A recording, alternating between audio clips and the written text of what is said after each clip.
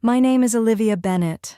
I'm 33, and I've built a travel influencer empire that's taken me to every corner of the globe. National Geographic called me a storyteller. Millions follow my adventures online. But for 10 years, my family excluded me from their vacations, saying I didn't fit their vibe. My older brother, Ethan, was always their travel buddy. Perfect, charismatic, their star.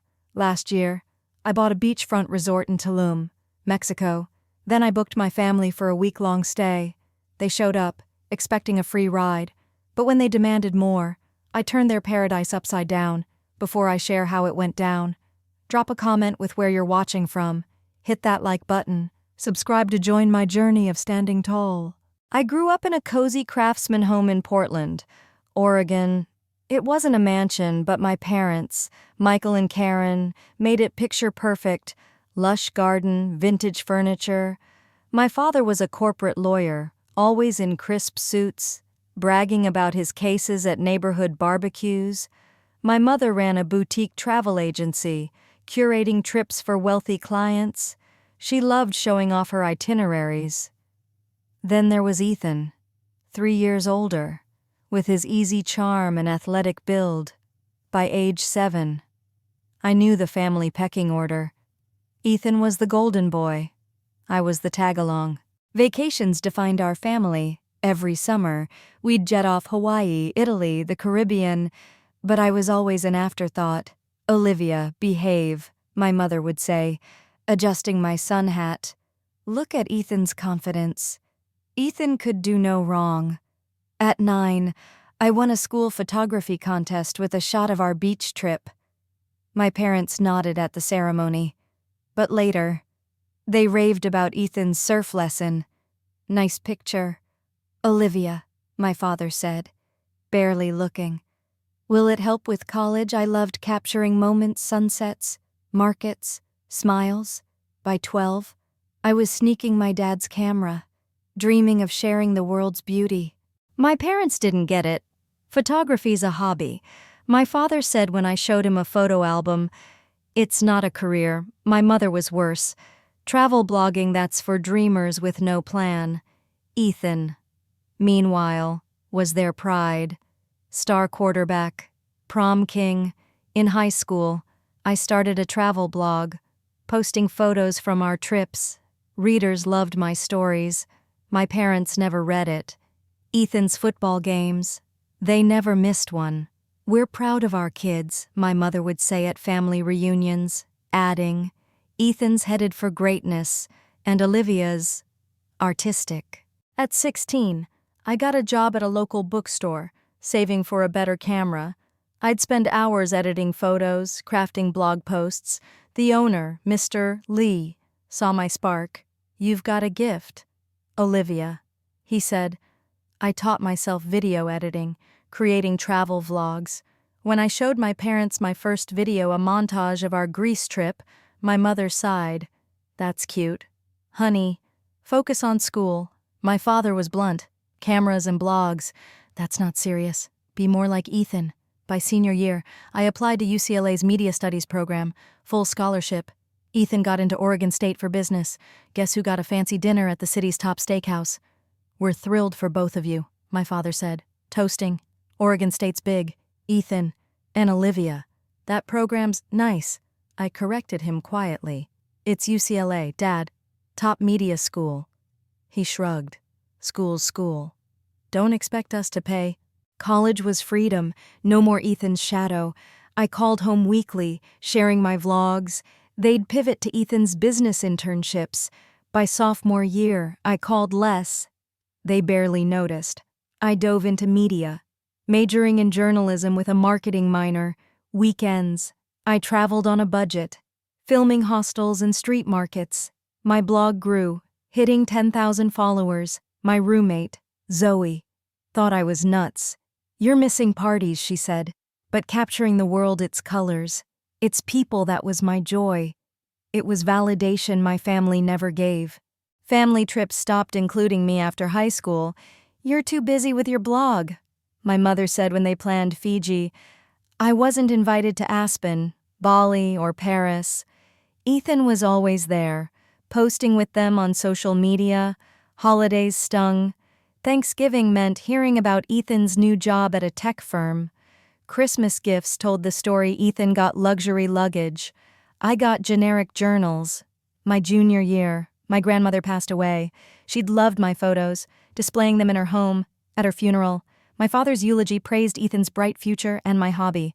By senior year, the gap was a chasm. I graduated with honors, but my parents arrived late, leaving early for Ethan's promotion party. "Sorry, Olivia," my mother said, hugging me quickly. "Ethan's event is big. You understand." As they drove off, I promised myself I'd build something they couldn't ignore. Not for their love, but to prove what they'd dismissed. My graduation gift was a tiny Los Angeles apartment, shared with Zoe. My biggest supporter. Our place was half home, half studio, tripods in corners, editing software running non-stop. We lived on ramen, pouring every dollar into my brand. Bennett travels. "What are you doing in Los Angeles?" my mother asked during a rare call. "Ethan's leading a tech project." I tried to sound excited. "I'm growing my travel platform. 1 million followers." Her reply: "Oh, is there money in that? Your father knows a firm if it flops." My father was harsher. "Blogging's risky. Olivia, you don't have Ethan's stability. Get a job." But Zoe and I kept going. We worked 16-hour days, pitching to brands. Most said no. Then, a travel agency loved my Iceland vlog. They sponsored a trip. Views exploded. A hotel chain partnered next. By year 2, we had a studio, 3 employees, and 5 million followers. I called my parents with the news. "We're partnering with Marriott," I said. My father's response: "That's nice. Don't overspend." My mother added, "Ethan's engaged. His fiancé's family is elite." Our big break came unexpectedly. A tourism board hired me for a Maldives campaign. The video went viral, landing me in Travel Plus Leisure. I sent the article to my parents. My mother's reply: "Lovely. Olivia, did you see Ethan's wedding venue still? We relocated to Miami, a travel hub. Bennett Travels hit 10 million followers. 2 years later, I bought a beachfront resort in Tulum for 15 million. My valuation soared to 50 million. I bought a condo overlooking South Beach, started a travel scholarship, and still wanted one thing: my family's respect. I tried to reconnect. I sent gifts, custom itineraries for my parents, a drone for Ethan. I offered to visit. They were busy. At Ethan's wedding, I overheard my mother to guests: "Olivia's doing well with her videos. It's not what we planned. But she's okay. Not everyone shines like Ethan." I didn't fit their mold. I wasn't settled with a proper partner. I didn't join their elite circles. My world stories, adventure, connection was foreign to them. That's when I decided to book them at my resort. If my success didn't impress, maybe a taste of my world would. Little did I know, it'd change everything. If you've been left out by family, share below. Stay tuned for what happened next. Welcome back. If you're just joining, I'm Olivia Bennett, the travel influencer who bought a beachfront resort in Tulum after 10 years of being excluded from family vacations. Last time, I shared growing up in my brother Ethan's shadow, building my empire, and hoping to earn their respect. Spoiler, it didn't go as planned. Hit that subscribe button for the full story. Drop a comment with where you're watching from. Let's dive in. The resort idea sparked after my biggest year yet. My Maldives campaign pushed our revenue up 60%. To celebrate, Zoe and I sipped margaritas at a Miami beach bar. "You need to live a little," Zoe said, grinning. "You're always working. Do something epic." I laughed. "I just bought a resort." She choked. "That's not what I meant. But perfect. Use it. Show your family what you've built. Later, scrolling through resort photos, white sand, turquoise waves, I remembered my mother raving about Tulum.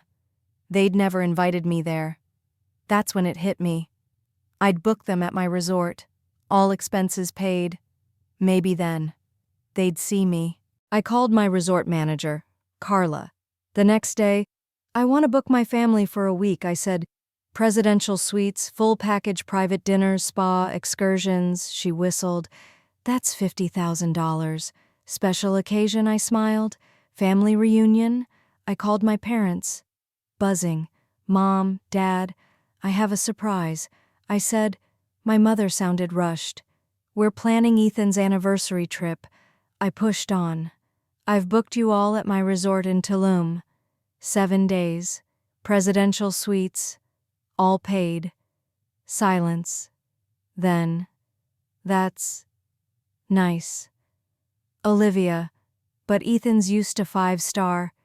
Is it up to par?" I blinked. "It's my resort. Top rated. You'll love it." My father chimed in. "Sounds pricey."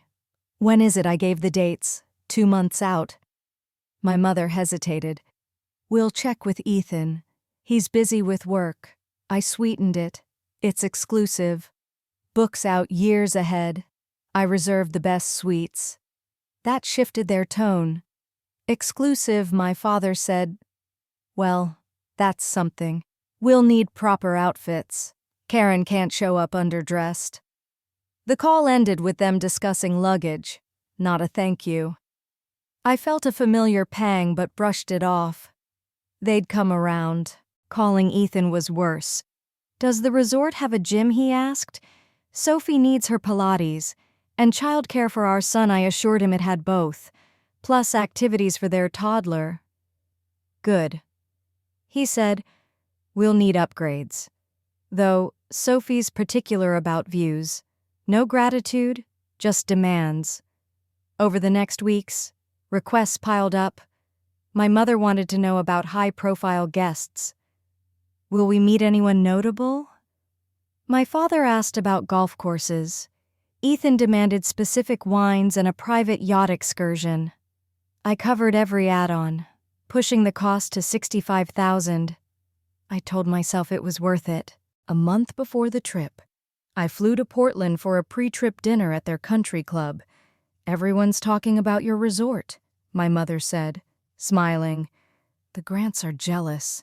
They couldn't book Tulum last year." I nodded. "Proud. It's world class." My father sipped his whiskey. "It's decent. Though Bora Bora's more elite. Next time. Maybe aim higher." His words stung. But I stayed quiet. At dinner, they introduced me to friends. "This is Olivia, our daughter who makes videos," my mother said. Then pivoted to Ethan's tech success. My father toasted to Ethan's family and Olivia's gesture. I felt like a travel agent, not family. Arrival day in Tulum was perfect. Blue skies, gentle waves, my resort, Sol de Mar, sparkled palm-lined paths, infinity pools. I arrived early, ensuring every detail was flawless. VIP check-in included cocktails and personal escorts. When my family arrived, they were impressed. "This is something," my father said, eyeing the lobby's driftwood art. My mother scanned the guests. "The Thompsons stayed here. They said it's chic." Ethan and Sophie arrived with their son, Noah, and piles of luggage. Sophie sipped the welcome drink. Mexican mezcal. Not bad. Our concierge, Javier, led us to the presidential suite, spacious, with private terraces and ocean views. My mother gasped. "This is gorgeous." My father nodded. "Prime spot. Good views." Ethan, of course, compared it to a Maldives resort. Slightly smaller, but nice. We settled in, and Javier announced a private welcome dinner on the beach. I changed into a simple white dress while my family dressed like they were at a gala. My mother, in a sequined caftan, frowned. "Olivia, you could have tried harder. Impressions matter." At dinner, the resort owner me was toasted, but my family drifted, chatting with wealthy guests. I sat at the edge, overlooked. The next day, we had a private cenote tour. As we gathered, Ethan pulled me aside. We're skipping. We met a couple offering a private catamaran trip. I blinked. But I planned this for us. My mother patted my arm. It's a great chance for Ethan to network. You, Dad, and I can do the tour. I swallowed frustration. The tour was stunning. But my parents talked about Ethan's exclusive catamaran. That night, they dined with new friends, leaving me alone at our reserved table. Javier offered to serve dinner in my suite. I declined, eating solo, overhearing guests praise Ethan's impressive career while dismissing my videos as a fad. The pattern grew. They enjoyed my resort's luxuries, then ditched me for better company. On day 3, at a beach gala, my mother said, "Olivia, you don't quite blend with these people." It was a gut punch. If you've been sidelined by family, share below. Stay tuned for how I fought back. Hey everyone, welcome back. I'm Olivia Bennett. And if you're new, I'm sharing how I bought a beachfront resort in Tulum and booked my family, only for them to exclude me again. Last segment, I covered their demands, their dismissal, and my mother's stinging comment. Today, things escalate. Smash that like button. Subscribe for the full story. Drop a comment with where you're from. Let's get into it. After my mother's words, "You don't quite blend with these people," I couldn't sleep. I'd spent $65,000 to give them paradise, and they still saw me as an outsider. I sat on my suite's terrace, watching waves crash, feeling a decade of exclusion wash over me. Growing up, I was never enough. Not charming like Ethan, not polished like Ethan. Now, I owned a $50 million empire, and still, I didn't blend. I called Zoe, my best friend, at 3 a.m. "Liv." "What's wrong?" she asked. Worried. I spilled everything: their entitlement, their social climbing, my mother's jab. "They're living my dream and acting like I don't belong," I said, voice breaking. Zoe was livid. "They're ungrateful. You gave them a resort, and they're spitting in your face." I wiped tears. "Why do I keep trying?" Zoe softened. "You're loyal. But Liv, you're a global icon. You don't need their approval, they need you." Her words sank in. I'd let them define my worth too long. No more. At dawn, I decided I wouldn't leave the resort, but I wouldn't be their doormat. I owned this place. I had power. When Javier brought my coffee, I asked, "Can I adjust guest bookings mid-stay?" He paused, surprised. "As the owner, you can do anything." "What's the plan?" I took a breath. "I want to move my family to standard rooms, and I'm taking the owner's villa." Javier nodded. "I'll arrange a meeting with the general manager." An hour later, I met Maria, the general manager, in her office. "You want to reassign your family's suites?" she asked. "Professional." I nodded. "They're in presidential suites. I want them in standard rooms on a lower floor. And I'm moving to the owner's villa." Maria checked her system. "The villa's free tomorrow after a guest leaves. Standard rooms are open on floor 3. I leaned forward. "Show me both." She toured me through the villa, a sprawling oasis with a private pool, rooftop bar, and beach access. Then, the standard room's cozy, basic, no views, perfect contrast. "When could this happen?" I asked. Maria checked. "Your family's on a Chichen Itza excursion tomorrow from 8 to 4. Ideal window to move their things." I nodded. "And as the owner, do I need their approval?" Maria smiled. "You have full authority. Your call." Back in my suite, I stared at the authorization form. Was this petty? No. It was justice. They thought I didn't belong. I'd show them whose world they were in. I signed and handed it to Javier. The plan was set. The next morning, my family left for their excursion, oblivious. At 9, Maria confirmed the villa was ready. By noon, staff moved their belongings, Ethan's golf clubs, Sophie's designer dresses to standard rooms. My things went to the villa, a paradise beyond their suites. By 3, it was done. Their key cards were reprogrammed. They'd find out soon.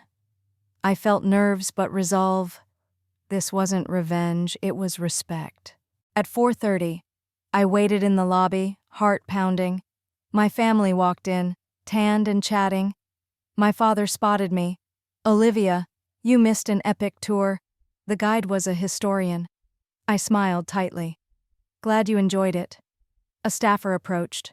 "Mr. and Mrs. Bennett, Mr. Ethan, Mrs. Sophie. Your new keycards are at the desk." My father frowned. "New keycards. There's a mistake." The staffer was calm. "No mistake. Your rooms have changed. Follow me." My family turned to me, confused. "Olivia, what's this?" my mother demanded. I stood tall. "I've moved you to standard rooms on floor 3. Comfortable, but not the presidential suites. I've taken the owner's villa." Ethan's jaw dropped. "You can't do that," Maria stepped in. "As the owner, Miss Bennett has full authority. Your belongings were moved with care." My mother's face paled. "Why would you do this?" I looked at her, steady. "Last night, you said I don't blend with these people. I've spent $65,000 on this trip, and you've treated me like an outsider. So, I'm enjoying the luxury I own." My father's voice was sharp. "This is outrageous! You can't move us!" I held his gaze.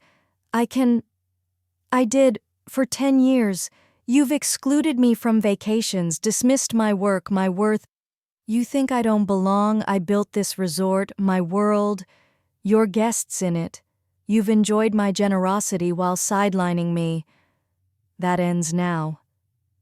The lobby quieted. Guests eavesdropping. Sophie whispered, "This is embarrassing." I shook my head. "No. What's embarrassing is being invisible to your family. What's embarrassing is giving you paradise and being told I don't fit." My father tried to regain control. "Olivia, let's talk privately." I cut him off. "We're done talking. You're still here. The rooms are nice. Excursions are paid. But the suites, those are for people who respect the owner." Maria gestured. "Follow me to your new rooms." My family stood, stunned. I walked to the villa's private elevator, leaving them behind. As the doors closed, I felt free. If you've stood up to family, share below. Next segment, see their reaction. Subscribe now. Hey, everyone. Welcome to the final part of my story. I'm Olivia Bennett, the travel influencer who bought a Tulum resort and booked my family, only for them to exclude me again. Last time, I moved them from presidential suites to standard rooms and took the owner's villa. Today, I share the fallout, the transformation, and the lessons learned. Hit that subscribe button. Drop a comment with where you're watching from. Let's finish this. After the lobby showdown, I stepped into the owner's villa. It was breathtaking: private pool, rooftop bar, beachfront deck. I stood overlooking the ocean, feeling a shift. For years, I'd chased my family's approval. Now, I held the power. But doubts crept in. Had I gone too far? Would this break us forever? Then I recalled my mother's words. "You don't quite blend." I hadn't caused this rift. I'd reclaimed my place. I settled into the villa, working remotely, giving my family space. Javier, my concierge, arranged a private chef's dinner. It felt like a reward for standing tall. The next day, I avoided the main resort, dining in my villa. Around noon, a knock came. It was my mother, looking out of place on the villa's grand terrace. "Can I come in?" she asked, hesitant. I nodded, letting her into the sprawling living area. Her eyes widened at the luxury marble floors. "Panoramic views. This is unreal," she said, touching a velvet sofa. "It is," I replied. "Waiting." She sat, fidgeting. "Your father's furious. He wanted to leave, but flights are expensive." I smiled slightly. "I know." She sighed. "I've never seen you like this. Olivia, you've always been so accommodating." "Accommodating," I said, "or desperate for your inclusion." She flinched, silent. "You've built something incredible," she said, glancing around. "I didn't understand your world." I leaned forward. "You never tried. Mom, you saw Ethan's path corporate, stable and valued it. Mine stories, travel, you called it a hobby." She nodded slowly. "We knew his world. Yours was different." I held her gaze. "Different doesn't mean less. I own a $50 million empire. I deserve respect, not dismissal." Tears welled in her eyes. "I see you now. Olivia, I'm sorry." Her words cracked my armor. She'd listened, really listened for the first time. That evening, I ventured to the resort's main restaurant. My family was across the room. I hesitated, then walked over. "Good evening," I said. My father barely nodded. Ethan looked uneasy. Sophie avoided my eyes. My mother stood. "Olivia, join us," my father snapped. "Karen," she silenced him. "She's our daughter. Michael, she's offering peace." I sat, and we ate in tense silence, discussing the resort's amenities. Then Ethan spoke. "I'm sorry, Liv. We've been jerks. You gave us this trip, and we've acted entitled." Sophie nodded. "The standard rooms are fine, better than most resorts. It hit me how spoiled we've been." My father stayed quiet, jaw tight, but his eyes showed doubt. The rest of the week shifted. My father kept distance, but my mother asked about my work, listening intently. Ethan and I talked, rebuilding a bond. Sophie invited me to play with Noah, their son, on the final night. At the resort's farewell gala, my father approached. "That was a bold move," he said. I smiled. "Learned from you." He nodded. "You're not who I expected. I thought success was suits, offices, your way. It's different." "It's mine," I said. "I built it from nothing. That's worth respect." He paused. "Your resort's valued at $50 million. I nodded. "Maybe back home. You can show me how it works. No apology, but a start." As we left Tulum, my mother hugged me. "Thank you, Olivia, not just for the trip, but for waking us up." Ethan grinned. "Let's visit Miami. Noah needs his cool aunt." My father shook my hand. "You've built something, Olivia. I see it." 6 months later, I hosted Christmas at my Miami condo. My mother helped decorate, asking about my latest campaigns.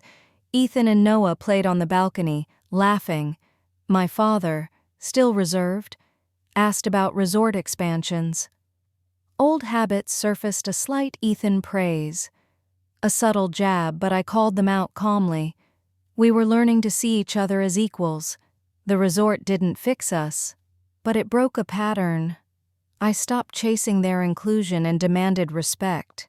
The real victory, knowing my worth was mine, not theirs. If you've fought for family respect, share your story below. Like and subscribe if this hit home. The biggest lesson: your value isn't in their plans. It's in the world you create, the boundaries you set, and the courage to stand firm. Build your own paradise and invite only those who see you. Thanks for joining me. Keep exploring.